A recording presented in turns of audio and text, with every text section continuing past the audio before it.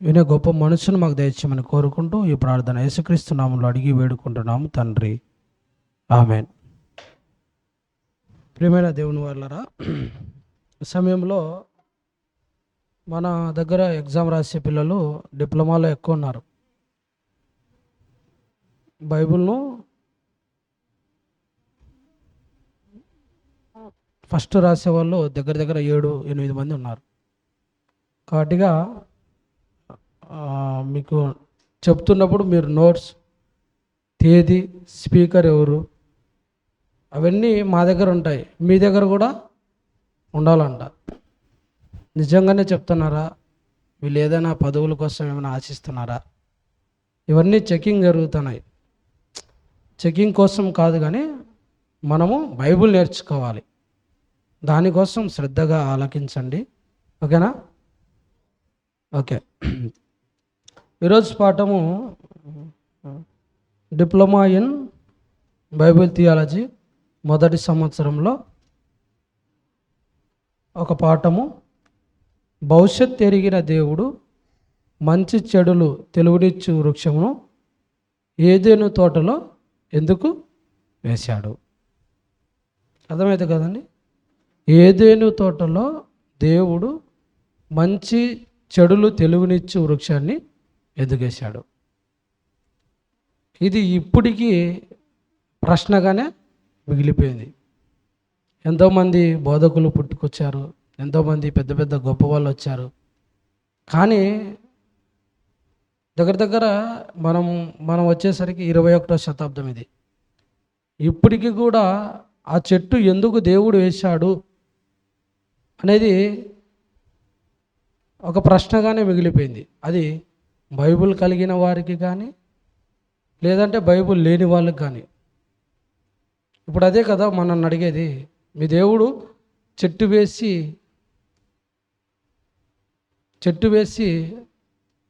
ఆ చెట్టు వేయడం వల్ల ఆదాము అవ్వలు ఆ పండుని తిని పాపం తెచ్చుకొని వాళ్ళు నిత్య నరకాగ్నికి వెళ్ళిపోతున్నారు. అలాగే వాళ్ళ నుంచి వచ్చిన మనమందరి గతి కూడా అదే పట్టింది. కాబట్టిగా ఈ పండు తినడం వల్లనే ఆదాము అవ్వలకు పాపం వచ్చింది. వాళ్ళ నుంచి పుట్టుకొచ్చిన మనందరికి కూడా అలాగనే వస్తుంది.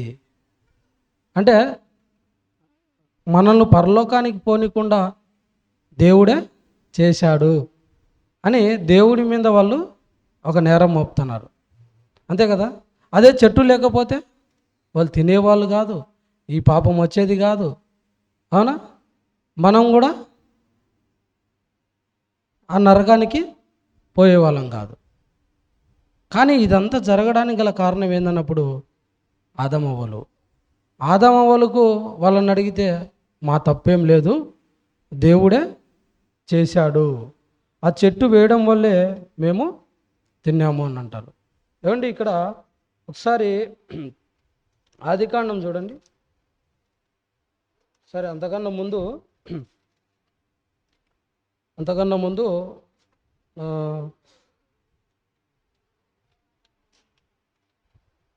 2 కొరింథీ 10వ అధ్యాయము 7వ వచనంలో చూడండి. ఇక్కడ నిత్య జీవాన్ని పొందకుండా దేవుడే చెట్టు వేసి తప్పు చేసినట్లుగా వాళ్ళు దేవుడి మీద నేరం మోపుతున్నాడు. ఏముందండి అక్కడ?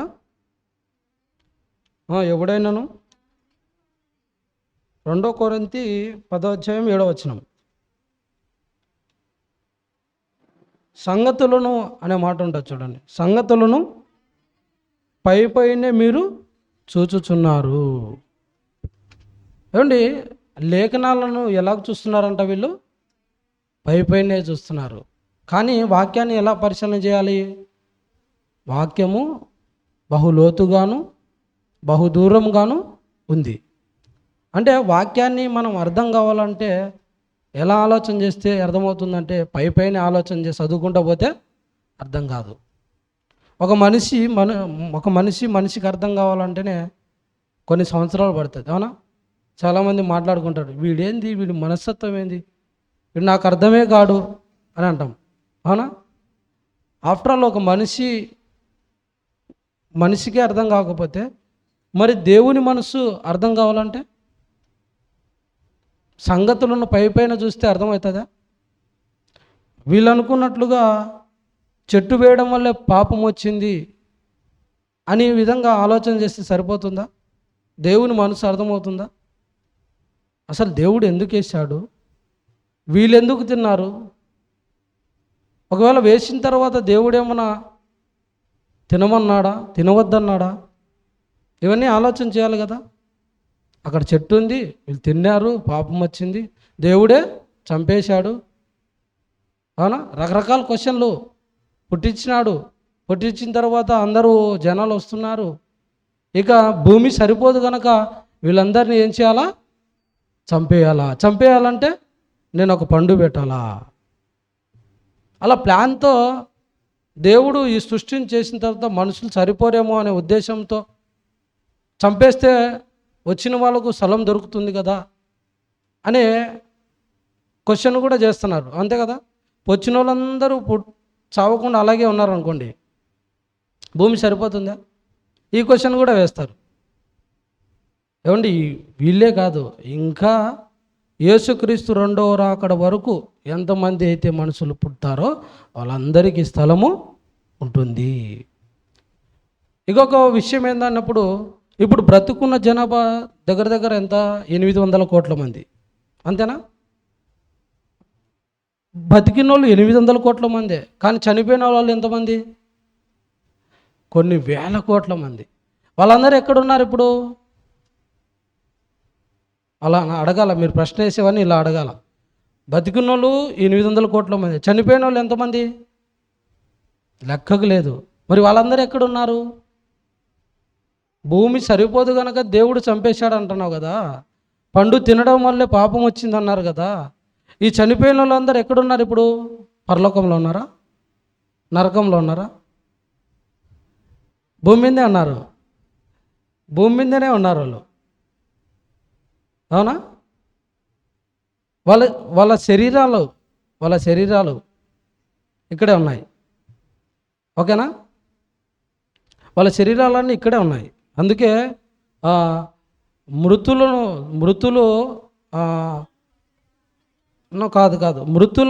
సముద్రము అప్పగించును అంటుంది. కొంతమంది సముద్రాల్లో చనిపోయిన వాళ్ళు ఉంటారు, అక్కడ చేపలు తినేస్తాయి. ఇవన్నీ వాళ్ళు ఎలాగ ఉంటారు చెప్పండి? సముద్రం మృతులను అప్పగిస్తుందంట. అంటే వీళ్ళు మట్టిగా అయిపోయి ఉంటారు. అంటే ఇప్పుడు చనిపోయిన వాళ్ళందరూ ఎక్కడున్నారు? మట్టిలోనే ఉన్నారు. మరి స్థలం సరిపోలేదా? సరిపోతుంది. మన బాడీస్ అంతా భూమిలోనే పెట్టేది. ఆత్మ నరకానికి వెళ్ళిపోతుంది తప్ప మనం అనగా మన శరీరాలన్నీ భూమి మీదనే ఉన్నాయి. ఇవన్నీ ఎప్పుడు వస్తాయన్నప్పుడు యేసుక్రీస్తు రెండో రాకడలో సమాధుల్లో ఉన్నవారు కూడా పైకి లేస్తారు. చూడండి, ఒక్క మాటకు ఈ బైబిల్లో 66 పుస్తకాలు తిరిగేస్తే కానీ మనకు అర్థం కాదు. అక్కడే చదివి అక్కడే అర్థం కావాలంటే కుదరదు. ఆబ్జెక్ట్ అది అక్కడే మనకు ఆన్సర్ దొరకాలంటే రాదు. కనుక ఒక ప్రశ్నకు సమాధానం దొరకాలంటే మనం సంగతులను పైనే ఆలోచన చేస్తే మనకు అర్థం కావు. ఇక్కడ చెట్టు విషయంలో ఇలాగనే ఏమండి అందరూ ఆలోచన చేస్తున్నారు. అలా చెట్టు వేయడం వల్లనే పాపం వచ్చింది అని పైనే ఆలోచన చేస్తారు. అసలు చెట్టు వేయడానికి గల కారణం ఏంది? దానిలో ఉన్నటువంటి ఉద్దేశం ఏంది? దేవుని మనసులో ఉన్నటువంటి ఉద్దేశం ఏంది? ఎందుకు పెట్టాడు అని ఆలోచన చేయాలి ప్రియమైన దేవుని వలన. ఇకపోతే మనిషి ఆలోచనలు వేరు, దేవుని ఆలోచనలు వేరు. మనిషి ఆలోచనలు కేవలం పైనే ఆలోచన చేస్తారు. కానీ దేవుని ఆలోచనలు ఎలా ఉంటాయి? బహు లోతుగా ఉంటాయి, బహు ఉన్నతంగా ఉంటాయి, మంచిగా ఉంటాయి. అవునా? అలా దేవుని ఆలోచనలోకి వెళ్ళేసి మనము ఆలోచన చేయాలి ప్రియమైన దేవుని వలన. ఒకసారి మనం ఏదైనా ఒక వస్తువును కొన్నాం అనుకోండి, దాన్ని ఎలా ఆలోచన చేస్తాం చెప్పండి? మీకు అర్థం కావడానికి కూరగాయల మార్కెట్కి పోతారు, టమోటాలు, బెండకాయలు ఇవన్నీ తింటారు, వంకాయలు తీసుకుంటారు. కేజీనే మనకు కావాల్సింది, కేజీ కదా, 2 చేతులతో తీసుకుంటే కేజీ సరిపోతుంది. వేసుకుంటారా? ఓయేమో నాకు తెలిసి 10 నిమిషాలు 20 నిమిషాలు పడుతుంది అక్కడ. ఎందుకు? పుచ్చిపోయినట్టున్నాయో, అవునా, పురుగులు పట్టినట్టున్నాయో, అవునా, ఇవన్నీ ఆలోచన చేస్తాం. ఒక వస్తువులో ఒక కూరగాయ తీసుకునే విషయంలో ఇంత ఆలోచన చేసినప్పుడు ఇక్కడ దేవుని వాక్య విషయంలో ఎంత పరిశీలన చేయాలి? ఇంకా చాలా భయముతో, జాగ్రత్తతో, భక్తితో మనము ముందుకు వెళ్ళాలి ప్రియమైన దేవుని వల్లరా. ఓకేనా? ఇక్కడ దేవుడు చెట్టు వేసి ఆదామవ్వలకు అన్యాయము చేశారని నేరం మోపుతున్నారు. అసలు దేవుడు అనే ఆయన తప్పు చేస్తాడా? అన్యాయం చేస్తాడా? మనిషి అయితే పొరపాటులో అన్యాయం, తప్పులు చేస్తారు, కానీ దేవుడు అనే ఆయన చేస్తాడండి? చేయడు. అది కూడా ఇక్కడ రాయిస్తున్నాడు చూడండి. యోబు గ్రంథము 34వ అధ్యాయము 10వ వచనంలో చూడండి.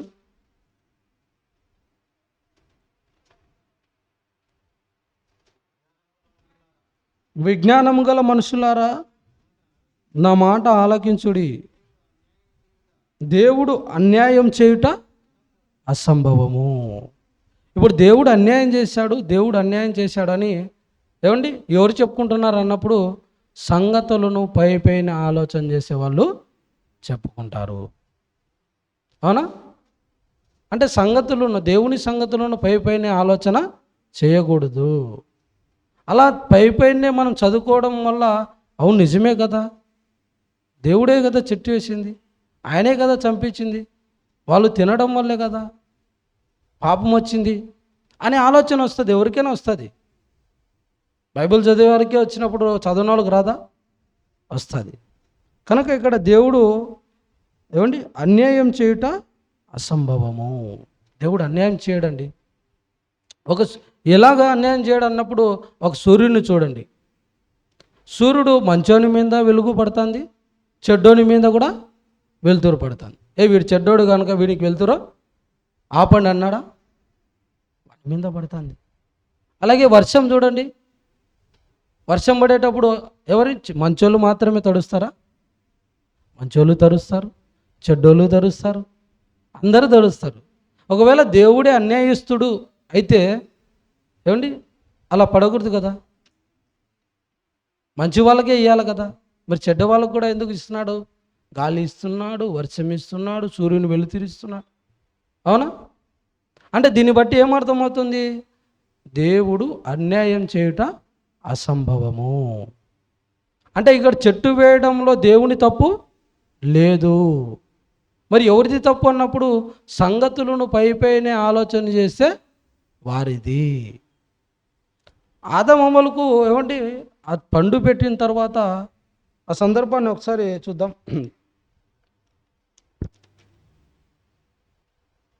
యూదా రాసిన పత్రిక 1వ అధ్యాయం 22లో ఉంటుంది. ఇలాగ క్వశ్చన్ చేసేవారు ఉంటారు కదా, వారి గురించి దేవుడు చెప్తున్నాడు. ఏమని? ఇలా క్వశ్చన్ చేస్తారు, అర్థం కాకున్నప్పుడు అడుగుతారు. మనమేం చేయాలి? ఒక క్రైస్తవునిగా బైబిల్ కలిగిన వారిగా ఎలా ఉండాలన్నప్పుడు బాధ్యతగా ఉండాలి. అవునా? అదే రాస్తున్నారు ఇక్కడ.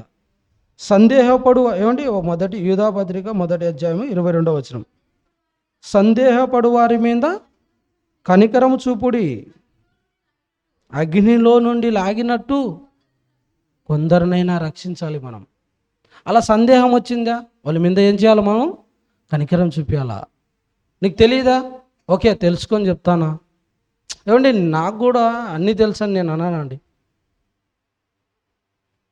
మనం తెలివిగా తప్పించుకోవచ్చు. అక్కడ ఏదైనా అడిగారు అనుకోండి, అవునన్నా, సరేనా, తెలీదు, తెలుసుకొని చెప్తాను అనడంలో ఉత్తమం అండి.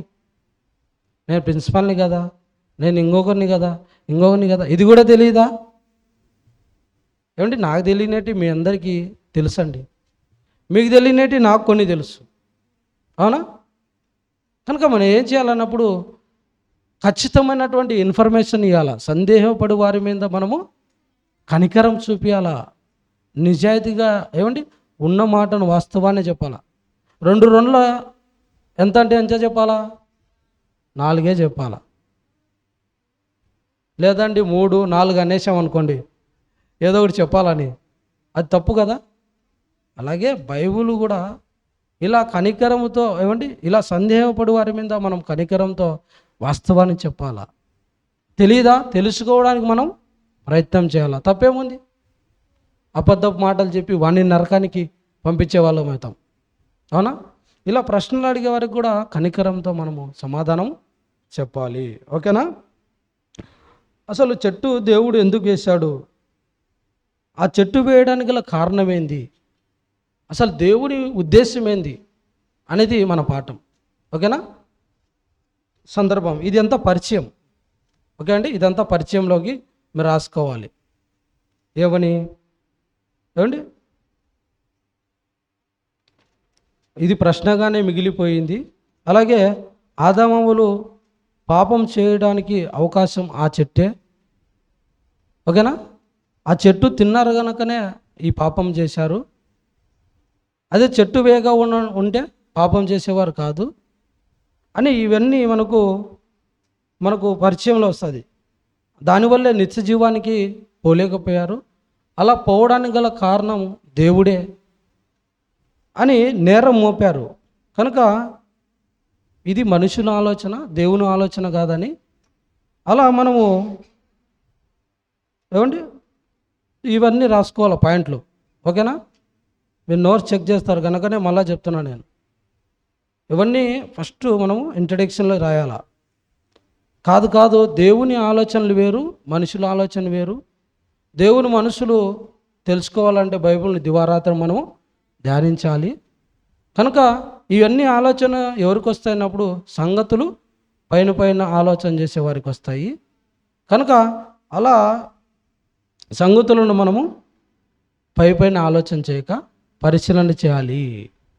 దానికి ఉదాహరణ, ఒక వస్తువు ఏదైనా తీసుకున్నాం అనుకోండి, దాన్ని మనం పరిశీలన చేస్తాం, అవునా? అలాగే ఒక వస్తువుకే అంటే నాశనం అయ్యే వస్తువుకే మనము పరిశీలన చేస్తున్నప్పుడు నాశనం లేనిది రక్షించే వాక్య విషయంలో బహు జాగ్రత్త కలిగి ఉండాలి. ఇవి పాయింట్ల వైజ్ రాసుకోవాలి. ఓకేనా? ఇలా అర్థం కాకపోవడానికి గల కారణం ఏందన్నప్పుడు వీళ్ళు వాక్యాన్ని లోతుగా ఆలోచన చేయక పైనే ఆలోచన చేస్తున్నారు. ఓకేనా? అలాగే ఇలా ఆలోచన చేసి దేవుడే అన్యాయం చేశాడు అంటున్నాడు. అలా అన్యాయం చేసే వారి మీద మనం ఏం చేయాలా? కనికరము చూపించాలి, సమాధానం చెప్పాలి. ఇది పరిచయం. ప్రియమైన దేవుని వలన సందేహపడే వారి మీద మనము కనికరం చూపించాలి. ఓకేనా? ఇకపోతే ఈ పాఠంలో ఉన్నటువంటి దేవుని ఉద్దేశం ఏందో ఒకసారి సందర్భంలోకి వెళ్తాం. ఇప్పుడు సందర్భంలోకి వెళ్తాము, ఆ వాక్య భాగంలోకి వెళ్ళిపోతాము. ఆదికాండము 2వ అధ్యాయము 17వ వచనం చూడండి. ఆదికాండము 2వ అధ్యాయము 17వ వచనం. అందుకతడు ఏమండి 2వ అధ్యాయం 16, 17. మరియు దేవుడని యెహోవా, ఈ తోటలోనున్న ప్రతి వృక్ష ఫలమును నీవు నిరభ్యంతరంగా తినవచ్చు, అయితే మంచి చెడులు తెలివనిచ్చు వృక్షములను తినకూడదు. నీవు వాటిని తినమా నిశ్చయముగా నువ్వు చచ్చెదవు అని దేవుడు ఇక్కడ రాయిస్తున్నాడు. అవునండి, నువ్వన్నీ తినొచ్చు, కాకపోతే మంచి తెలుగును ఇచ్చే చెట్టును మాత్రం నువ్వు తినవద్దు అంటున్నాడు. ఏమండి, దేవుడు చేశాడు. ఇక్కడ చేసిన తర్వాత అన్నీ తినండి అన్నాడు. తినవద్దని ఏం చెప్పలేదు ఆయన. అన్నీ తినండి, అదొక్కటి మాత్రం తినవద్దు అన్నాడు. అది కూడా ఒక ఆజ్ఞగా చెప్పాడు. అవునా? ఒక ఆజ్ఞగా చెప్పాడు. ఎందుకు? దేవుడు మాట వీళ్ళు వింటారో లేదో అనే ఉద్దేశానికి. ఏమండి, ఇక్కడ అది ఎందుకు తినవద్దు అన్నాడు అన్నప్పుడు ప్రియమైన దేవుని వల్లరా, ఒకసారి ఆ మాటను ఈ ఆదాము గారు ఏం చేశారన్నప్పుడు, ఏమండి దేవుడి మాట వినాలి కదా. ఆదాము వినకుండా ఏం చేశాడన్నప్పుడు నేరం మోపుతున్నాడు, దేవుని మీదే నేరం మోపుతున్నారు. పైపైన సంగతులు ఆలోచన చేసి దేవుడే అన్యాయస్తుడు, దేవుడే నేరస్తుడు అని ఎలాగైతే ఈ లోకంలో అనుకుంటున్నారో, ఆ రోజు ఆదాము కూడా, ఏం ఆదాము ఇలా చేశావు, నేను తినవద్దన్నప్పుడు నువ్వు ఎందుకు తిన్నావు, నేను తినొద్దని చెప్పాను కదా, తింటే నువ్వు చచ్చిపోతావు అన్నాను కదా, అది ఒక ఆజ్ఞగా నీకు ఇచ్చాను కదా, మరి ఎందుకు తిన్నావయ్యా నువ్వు అన్నప్పుడు ఏమండి ఆదాము ఒక మాటను చెప్తున్నారు చూడండి. 3వ అధ్యాయము ఆదికాండం 11వ వచనంలో, ఆదికాండం 3వ అధ్యాయం 11వ వచనంలో, అందుకు ఆయన, నీవు దిగంబరివని నీకు తెలిపిన వాడెవడు, నేను తినకూడదని నీకు ఆజ్ఞాపించిన వృక్షఫలమును తింటివా అని అడిగాను. అందుకు ఆదాము, నాతో ఉండటకు నీవు నాకు ఇచ్చిన ఈ స్త్రీయే ఆ వృక్షఫలములను కొన్ని నాకు ఇయ్యగా నేను తింటిని. తప్పైపోయింది దేవా అని అనలేదు ఇక్కడ. నువ్వు నాకు ఒక స్త్రీని ఇచ్చావు కదా, ఆ స్త్రీయే నన్ను ఇస్త్రీ చేసింది, ఆమె ఇస్తే నేను తిన్నాను, నా తప్పేం లేదు, తప్పంతా ఆ స్త్రీదే. అవునా, ఆ స్త్రీదే. ఏమండి, అలాగని దేవుడు ఏమైనా మొదట చెప్పలేదా అండి? తినొద్దన్నాడు, తినకుండా ఉండాలి. అలా వాళ్ళకి ఏమైనా పచ్చ ఏమైనా పెట్టాడా? లేదే. అన్నీ తినండి, అదొక్కటి తినొద్దన్నాడు. మాట వినలేదు ప్రియమైన దేవుని. అలాగే ఈ అవ్వను అడిగితే ఏమండి, సర్పము నన్ను మోసగించింది, సర్పం వచ్చింది, ఆ సర్పాన్ని పెట్టింది ఎవరు? నువ్వే.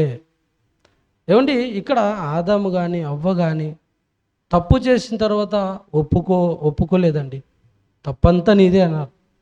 ఈరోజు మనిషి నైజం కూడా అదే. ఇది ఇప్పుడున్నటువంటి మనుషులు నైజం కాదు, ప్రారంభంలో తొలి మానవుల మనసు. మన తప్పులు మనం ఎవరైనా ఒప్పుకుంటామండి? ఎదుటోడు తప్పోడని చెప్తాం కానీ మన తప్పు మనం ఒప్పుకుంటామా? వాడు మంచోడు కాదు, వీడు మంచోడు కాదు, ఆమె మంచిది కాదు, ఏం మంచిది కాదు చెప్తాము కానీ ధైర్యంగా, అయ్యా నేను మంచోడిని కాదయ్యా, నేను పాపాత్ముడిని, నా హృదయం నీ ఎదుట సరిగా లేదు అని ఒప్పుకుంటామా? ఒప్పుకోరండి, మనిషి నైజం అది.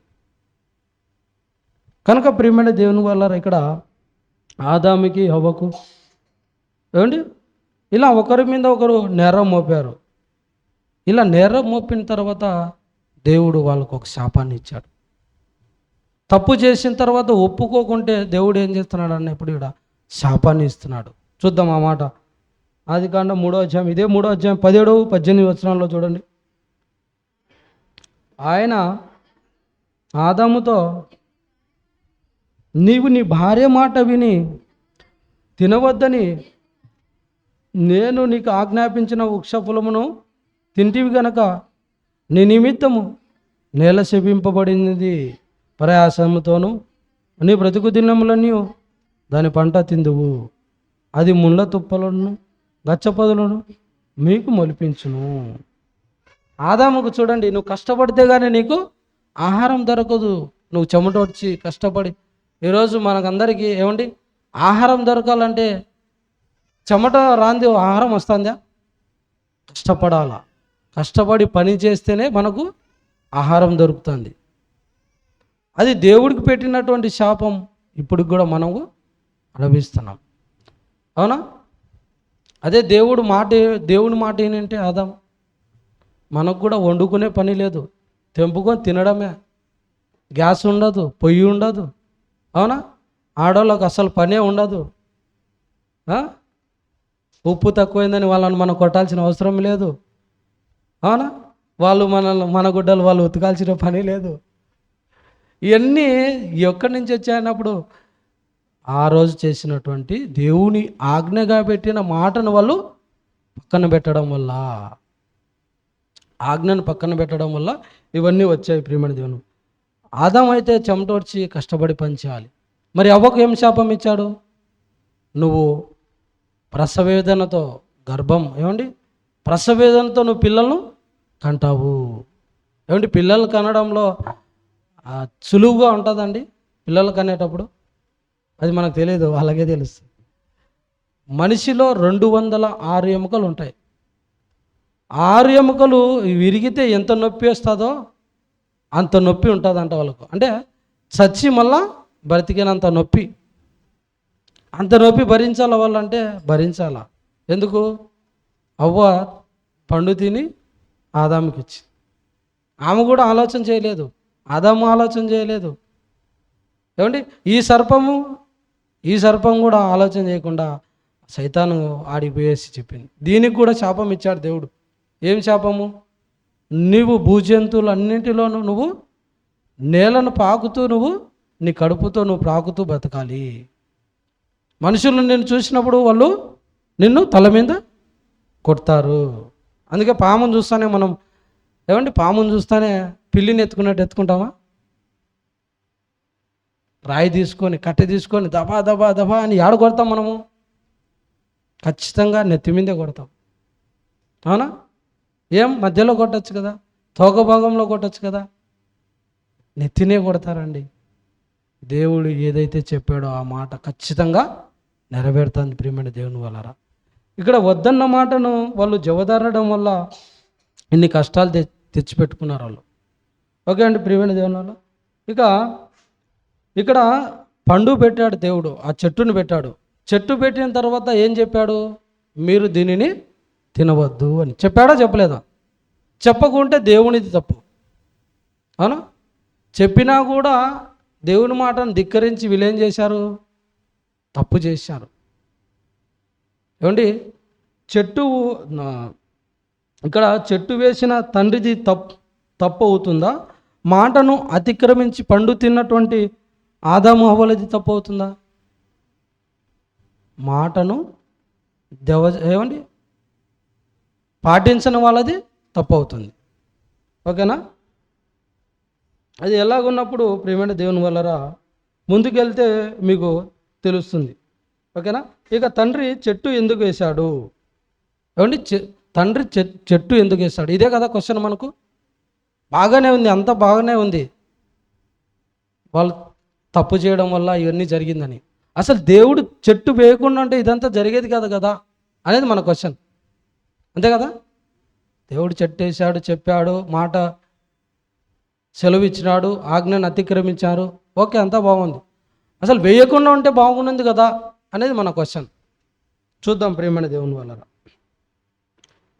ఏమండి, దేవుడు మనల్ని ఎలా చేశాడన్నప్పుడు, ఏమండి, ఆదామును చేస్తూ ఆయన ఒక మాట రాస్తాడు లూకాసు వార్తలో. తీయదండి, లూకాసు వార్తలో దేవుడు ఆదామును ఎలా పోల్చాడన్నప్పుడు, ఆదాము దేవుని కుమారుడు. ఇప్పుడు మనమందరం ఎవరము?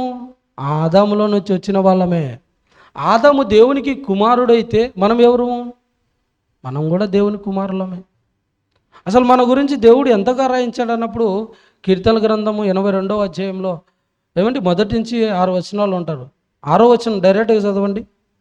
82 కీర్తన 6వ వచనంలో, మీరు దైవములని, మీరందరూ సర్వోన్నతుని కుమారులని నేనే అన్నాను కదా, నేనే అన్నాను. మీరు నా కొడుకులు, నా కూతుళ్ళు. అవునా? మీరు నా బిడ్డలు. ఏమండి, ఏ బిడ్డలకైనా తల్లిదండ్రుల దగ్గర ఎలా ఉంటుంది చెప్పండి? ఫ్రీడమ్ ఉంటుంది. అంటే తను బిడ్డలుగా మనకు ఇక్కడ చూస్తున్నాడు ప్రియమైన దేవుని వల్లరా, కుమారులుగా చూస్తున్నారు. అంటే ఇక్కడ ఏముందన్నప్పుడు ఫ్రీడమ్ ఉంది. అవునా? ఫ్రీడమ్ ఉంది. నువ్వు అది చేయొద్దు, ఇది చేయొద్దు అని ఎవరైనా తండ్రి పిల్లలతో అంటారండి? అంటారా? అన్నారు. ఫ్రీడమ్. ఎందుకు? నమ్మకంగా ఉంటాడు. స్వతంత్రము ఇచ్చేసినాడు దేవుడు. ఎవరున్నప్పుడు స్వతంత్రుడు. ఏమండి, ఈ స్వతంత్రను వీళ్ళు ఏం చేస్తారన్నప్పుడు, ఏమండి, ఎలాగంటే అలాగా వాడుకున్నారు.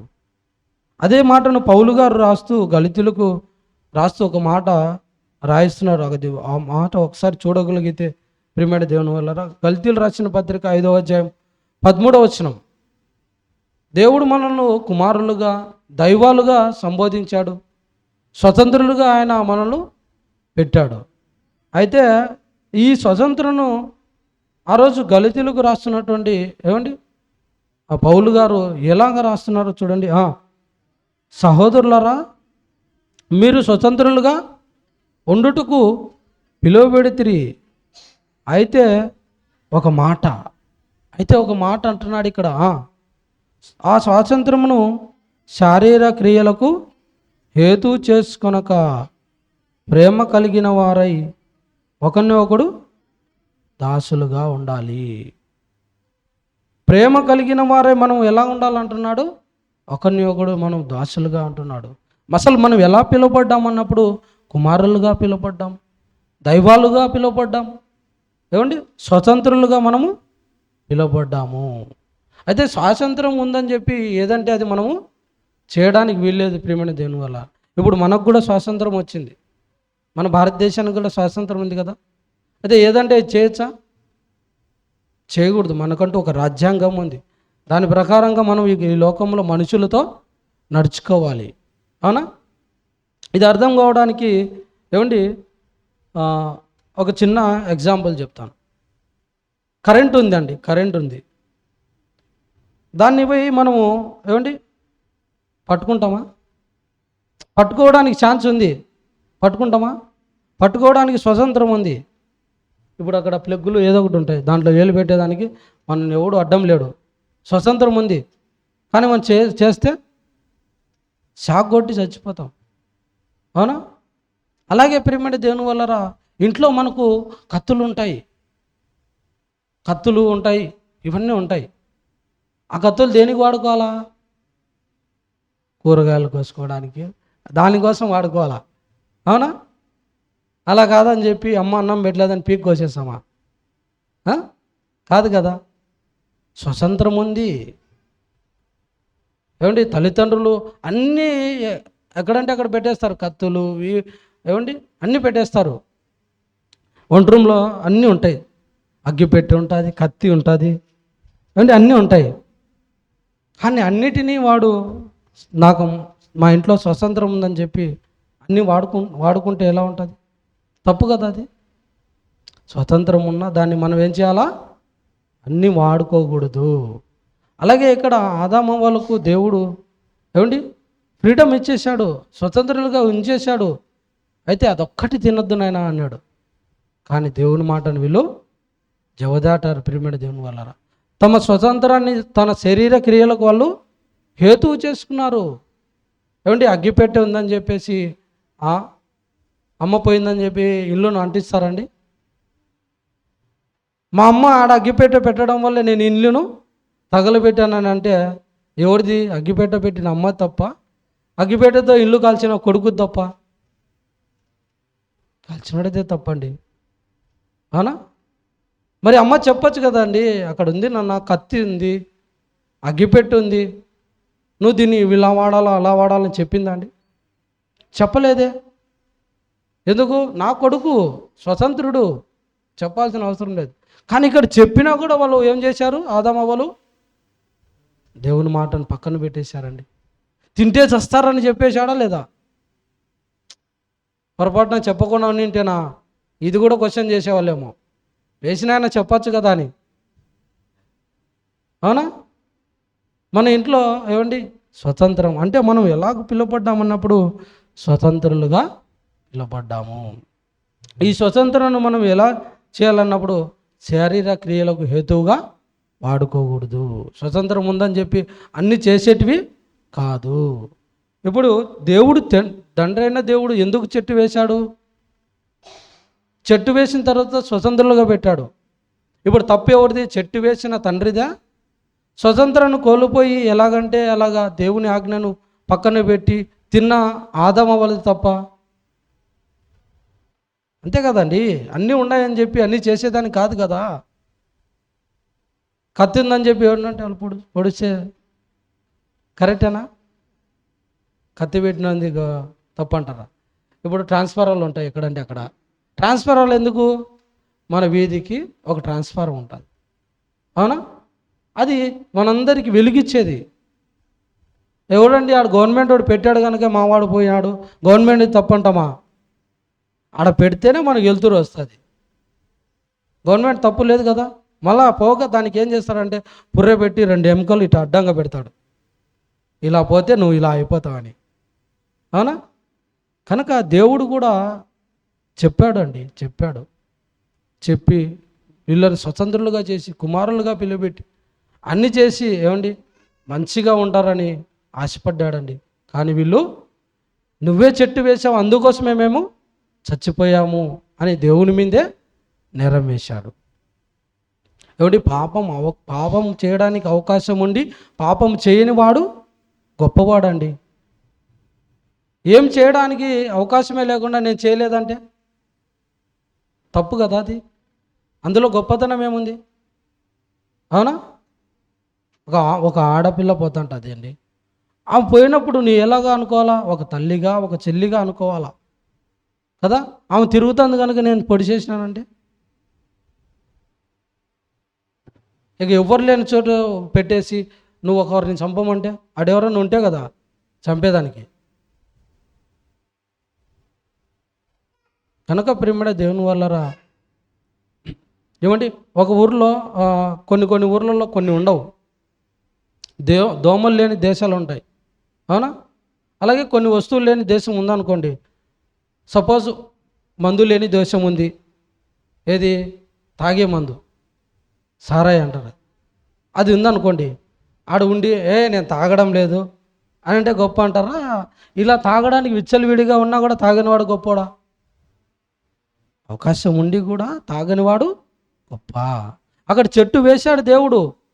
చెట్టు ఉన్నా నువ్వు దేవుని మాటను పాటించి నువ్వు దాని పండు తినకపోతే నువ్వు గొప్ప. దేవుడు చెట్టు వేయకపోతే నేను గొప్పని ఎలా అవుతాను? తప్పు కదా. ఇప్పుడు ఎవరిది తప్పు? దేవునిదే ఆదామవ్వలదే? ఆదామవ్వలదే. ఏమండి, ఒక స్కూల్లో విద్యార్థులు ఉంటారు. అవునా?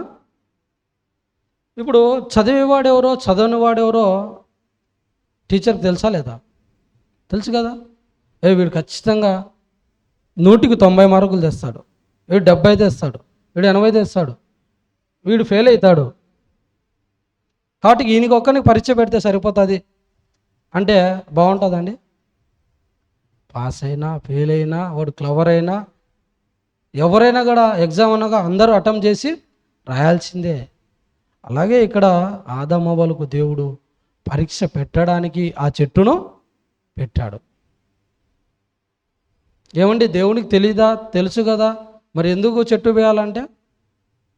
మరి మాస్టర్కి కూడా తెలుసు ఇతను క్లవరు, మంచి చదువుకునే అబ్బాయిని, మరి ఎందుకు పరీక్ష పెడుతున్నారు? ఇంట్లో కూర్చుంటే సరిపోతాయి కదా. చెట్టు ఎందుకన్నప్పుడు ఆయన మాట వింటారా లేదా? ఏమండి, పరీక్ష పెట్టడానికి దేవుడు చెట్టు పెట్టాడు, వీళ్ళు నా మాట వింటారా లేదని చూద్దాం. ప్రియమైన దేవుని వల్ల ఇక్కడ పౌలు గారు చెప్తున్నాడు, ఏమండి, స్వాతంత్రాలుగా ఉండటకు పిలువబడుతుంది. అయితే ఈ స్వాతంత్రాన్ని మనం శారీరక క్రియలకు హేతు చేసుకొనక ప్రేమ కలిగిన వారై ఒకడు దాసులై ఉండండి. ఇకపోతే పేతురు గారు కూడా ఒక మంచి ఏమండి ఈ శారీరక క్రియల గురించి ఆయన కూడా ఒక మాట రాస్తున్నారు చూడండి. పేతురు రాసిన మొదటి పత్రిక 2వ అధ్యాయము 16వ వచనంలో ఒక మాట ఉంటుంది. స్వతంత్రులై ఉండుడి, దుష్టత్వమును కప్పిపెట్టుకున్నట్టుకు మీ స్వాతంత్రమును వినియోగపరచక దేవునికి దాసులోమని లోబడి ఉండండి. ఏమండి, ఈ స్వాతంత్రాన్ని వీళ్ళు ఏం చేస్తున్నారు అన్నప్పుడు దుష్టత్వమును కప్పిపెట్టుటకు వాడుకుంటున్నారు. అయ్యా మా తప్పు అయిపోయిందని ఒప్పుకోవడం లేదంట. ఆ దుష్టత్వంను ఏమండి కప్పు పెంచుకోవడానికి దేవుడిచ్చిన స్వాతంత్రాన్ని వీళ్ళు వాడుకుంటున్నారు. తప్పు కదండి. తప్పు చేసిన వాళ్ళను ఒకసారి అడిగి చూడండి, ఎరా నువ్వు ఇది చేసావంటే నేను చేయలేదు, ఇంకొకటి చేశాడు అంటాడు, ఇంకొకటి చేసిండాడు, వీడే చేసింటాడు. మాటకు అబద్ధాలు ఆడుతుంటారు. జైల్లో ఖైదీలను చూడండి, కానిస్టేబుల్ వాళ్ళు అడిగేటప్పుడు దొంగతనం నువ్వే చేసావా లేదా, నువ్వే చేసావా, నేను కాదంటాడు. తబేల్ అని ఒకటి వస్తాడు, నేను కాదు, ఇంకొకటి అంటాడు. తబేల్ అంటాడు, నేను కాదంటాడు. మరలా తబేల్ అని కొడతాడు, ఈ దెబ్బలు తట్టుకోలేక నేనే చేశాను అంటాడు. అవునా? ఏమన్నీ దెబ్బలు తినకముందే చెప్పచ్చు కదా. ఇక్కడ ఆదాం పరిస్థితి కూడా అలాగే, అవ్వ పరిస్థితి కూడా అలాగే. శాపం తెచ్చుకున్నారు, పాపం చేసి శాపం తెచ్చుకున్నారు. నీ ఆజ్ఞను నేను అతిక్రమించాను దేవానికి క్షమాపణ అడగలేదు. దేవుడిచ్చిన స్వాతంత్రాన్ని వీళ్ళు ఏం చేస్తారన్నప్పుడు తమ దుష్టత్వాన్ని కప్పుపెచ్చుకోవడానికి వాడుకుంటున్నారండి దేవుడిచ్చిన అమూల్యమైనటువంటి స్వాతంత్రాన్ని. ఈరోజు మనకు కూడా దేవుడు వాళ్ళకు ఆ రోజు ఒక ఆజ్ఞగా ఇచ్చాడు, ఒక్క ఆజ్ఞనే, ఒక చెట్టు పండు తినొద్దన్న ఒక్క ఆజ్ఞనే. కానీ మనకు అడుగడుగున ఆజ్ఞలే. మరి మనం ఎంత జాగ్రత్త ఉండాలి. మనం ఆ పాపాలను దేవుని ఎదుట ఒప్పుకోవాలి, మన బ్రతుకులను సరి చేసుకోవాలి.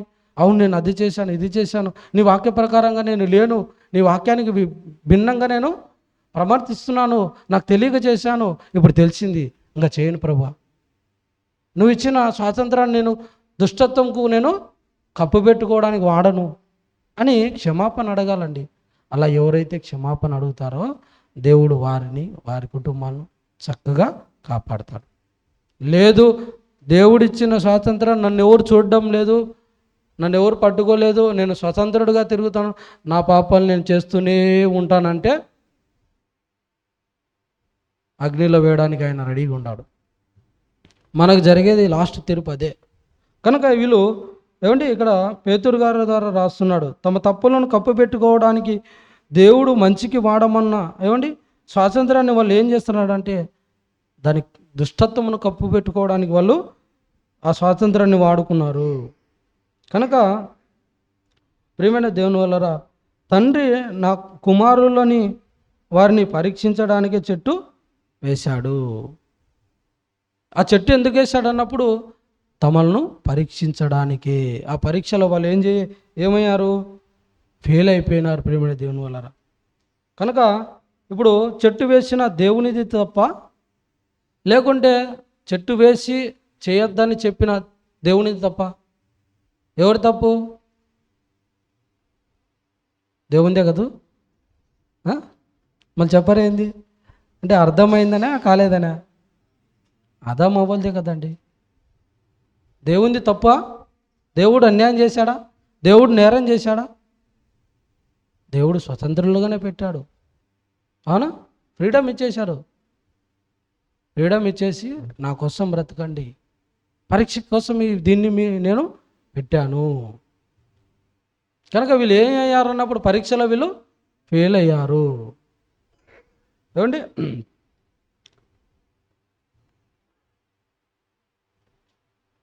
పేతురు రాసిన మొదటి పత్రిక 1వ అధ్యాయం 6-7 వచనాలు చూడండి.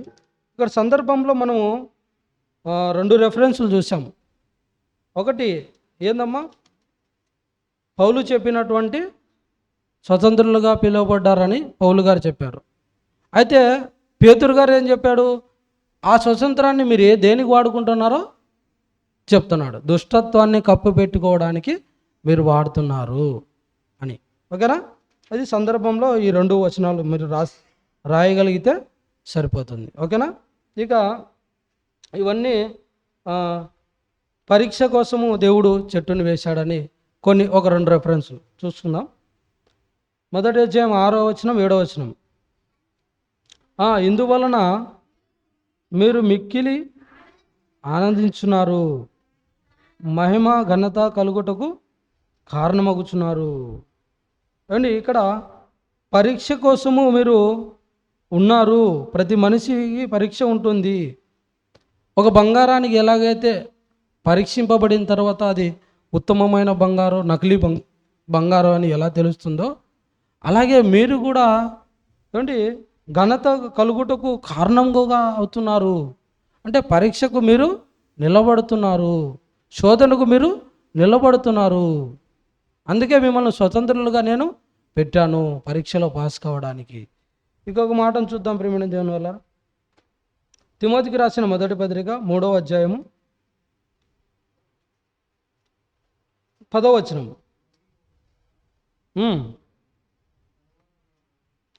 మరియు వారు మొదట పరీక్షింపబడవలను, తర్వాత వారు అనింద్యులైతే పరిచారకులుగా ఉండవచ్చును. ఏమండి ఇక్కడ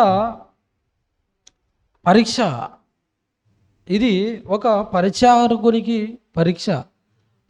పరిచారకు కూడా పరీక్ష ఉందా అంటే ఉంది ప్రియమైన దేవుని వలన.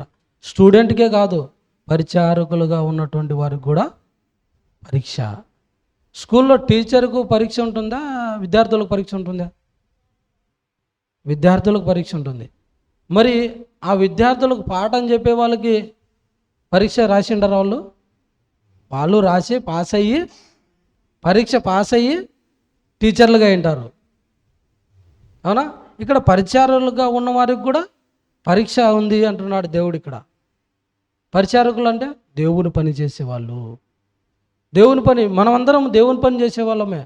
మనకు కూడా పరీక్షించిన తర్వాతనే దేవుడు పరిచారకులుగా నిలబెడతాడు. కనుక ప్రియమైన దేవుని వలన మీరందరూ నేర్చుకొని మంచి పరిచారకులుగా ఉండాలి, దేవునికి మంచి నమ్మకమైన పిల్లలుగా ఉండాలి అని దేవుడు ఇక్కడ పరీక్ష పెడుతున్నాడు. ఏమండి, ఈ సందర్భంలో ఇది సరిపోతుంది. ఇంకా ముగింపులోకి ఒక రెఫరెన్స్ చూసుకుందాం. 1 కొరింథీ 10:23. దేవుడు మనకి ఇచ్చాడు, స్వాతంత్రాన్ని ఇచ్చాడు. ఈ స్వతంత్రాన్ని మనం ఎలాగ వాడుకుంటున్నాము? ఏమండి, ఎలాగ మనల్ని దేవుడు స్వతంత్రులుగా ఉంచాడో ఒక పౌలు గారి ద్వారా విన్నాము. ఆ స్వతంత్రాన్ని దేనికోసం వాడుకుంటున్నారని పేతురు గారు చెప్పారు. ఏమండి, ఈ పాఠానికి ముగింపు ఆలోచన చేద్దాం. అన్ని విషయముల యందు నాకు స్వాతంత్రం కలదు కానీ అన్నీ చేయదగినవి కావు. అన్నిటి యందు నాకు స్వాతంత్రం కలదు కానీ అన్నీ క్షమాభివృద్ధిని కలుగజేయవు. ఏమండి, అన్నీ చేయడానికి స్వాతంత్రం ఉంటుంది కానీ అన్నీ చేయకూడదు. స్వాతంత్రం ఉన్నా సరే చేయకుండా ఉండటమే గొప్పతనము. ఇది ముగింపులో రాస్తాం. ఇకపోతే ప్రేమైన దేవుని వలన యాకోబు పత్రిక 1:25. ఏమండి, ముగింపులో 2 వాక్యాలు, సందర్భంలో ఒక 3 వాక్యాలు, పరిచయంలో ఒక 2 వాక్యాలు. ఓకేనా? ముగింపులో ఇప్పుడు 2వ రెఫరెన్స్ అయితే ఏమండి, యాకోబు పత్రిక 1:25. అయితే స్వాతంత్రమునిచ్చు సంపూర్ణమైన నియమంలో తేరు చూచి నిలకడగా ఉండువాడెవడో వాడు విని మరచువాడు కాక క్రియలను చేయువాడునై తన క్రియలో ధన్యుడగును. కాబట్టి ప్రియమైన దేవుని వలన మనం చేసేటన్ని మర్చిపోకుండా, ఏమండి, దేవుడు ఎందుకు సందర్భాన్ని రాయించాడు, ఎందుకు ఆ చెట్టును వేశాడు అని విని మర్చిపోయేవారుగా మనం ఉండకూడదు. ఓకేనా? దేవుడు ఏదైనా తోటలో ఆ మంచి చెడులు తెలివిచ్చే వృక్షాన్ని ఎందుకు వేశాడు? పరీక్షించడానికి వేశాడు. మనల్ని స్వతంత్రులుగా పిలిచాడు, దేవుని బిడ్డలుగా పిలిచాడు. ఆ చెట్టు ఎందుకు వేశాడంటే కేవలము దేవుని మనసును మనము అర్థం చేసుకోవడానికే వేశాడు కదా అని చెప్పి మనం స్వతంత్రులుగా చేయడానికి వీలు లేదు. ఓకేనా? దానికి ఎగ్జాంపుల్ చెప్పాను. ఒక కరెంటు తీగ కానీ, ఒక అగ్గిపెట్టె కానీ, ఒక కత్తి కానీ, అలాగే స్కూల్లో పిల్లల విషయంలో కానీ. అవునా? ఎవరు మంచోడు, ఎవరు చెడ్డోడో, ఎవరు ఉత్తమమైన వాడో టీచర్కి తెలుసు. అయినా కూడా పరీక్ష తప్పనిసరి. ఆదామవ్వల మనసు మనందరి హృదయాలను ఎరిగినటువంటి దేవునికి మన మనసులు తెలుసు. అయినా కూడా ఎందుకు వేశాడు అన్నప్పుడు పరీక్ష కోసము. అవునా? అర్థమైంది కదా? ఎందుకు వేశాడు చెట్టును? మనల్ని పరిశీలన చేయడానికి, దేవుని మనసును మనము వెతకడానికి ఆ చెట్టును వేశాడండి. దేవుని అర్థం చేసుకుంటారని. ఓకేనా?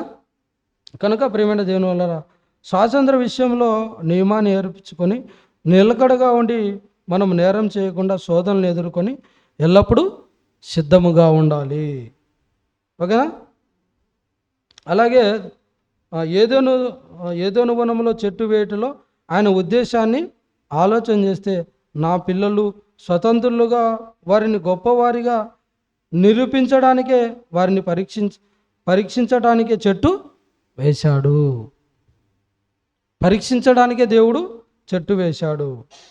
కనుక ప్రియమైన దేవుని వలన ఒకవేళ తండ్రే కానీ చెట్టు వేయకపోతే పాపము లేదు. కొన్ని సంవత్సరాల తర్వాత తండ్రి తన పిల్లలతో, నాయనా నేను నేను చెట్టు వేయకుంటే మీరు నాకు దక్కేవారు కాదు, చెట్టు వేయడం వల్లనే దక్కారని వారితో అంటే వెంటనే మనం ఏమంటామంటే చెట్టు వేసి ఉండాల్సింది అని అడుగుతామంట. అవునా? చెట్టు వేయకుండా మీరు నాకు దక్కాలి, మీరు నాకు దక్కాలంటే అలా అడగడు, దేవుడు అడగడు. చెట్టు వేశాడు కనుకనే, పరీక్ష పెట్టాడు కనుకనే మీరు నాకు పరీక్షలో పాస్ అయ్యారని దేవుడు అడుగుతాడు. చెట్టు వేయకుండానే మీరు పాస్ కండి అంటే. కనుక ప్రియమైన దేవుని వల్లరా, ఆ రోజు దేవుడు వారికి ఒక ఆజ్ఞగా ఇచ్చారు, వారు ఆజ్ఞను వాళ్ళు మీరారు. అందుకే ఈరోజు ఆజ్ఞలు ఎక్కువ అయిపోయినాయి, కఠినంగా మారిపోయాయి. ఓకే అండి, ఇది ఈ పాఠంలోని సారాంశం. ఎందుకు వేశాడు చెట్టు? పరీక్షించడానికి, పరీక్షలో మన అందరినీ కాపాడుకోవాలని. ఓకేనా? చెట్టు వేసిన దేవుని తప్ప, ఆ చెట్టు పండు తిన్నటువంటి ఆదాము తప్ప, ఆదాము తప్పు, మనుషులది తప్పు, అలా అడిగేవారిది తప్పు, కానీ దేవునిది తప్పు కాదు ప్రేమైన దేవుని వల్ల. ఓకే అండి, ప్రార్థన చేసుకుందాం. ప్రేమగల తండ్రి, పరిశుద్ధ దేవ, ఇదిగో తండ్రి, ఆ రోజు ఆ యొక్క ఏదోనులో మంచి తెలుగులు ఇచ్చే వృక్ష ఫలాన్ని తండ్రి ఎందుకు ఉంచారన్నప్పుడు మా కోసం మమ్మల్ని పరీక్షించడానికి పెట్టారు తండ్రి.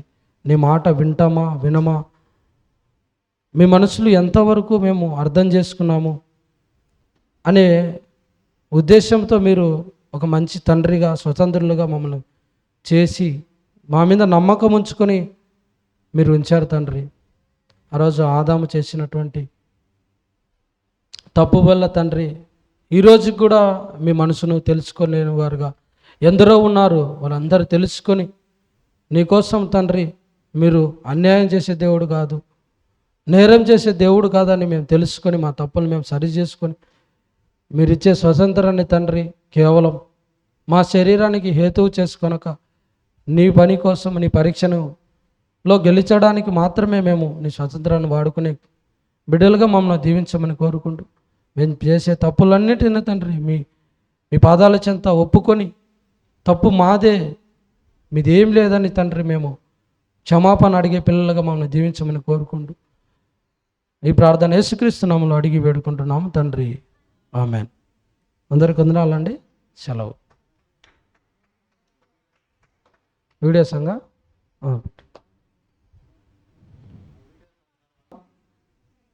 ఆశీర్వాదమ్మా.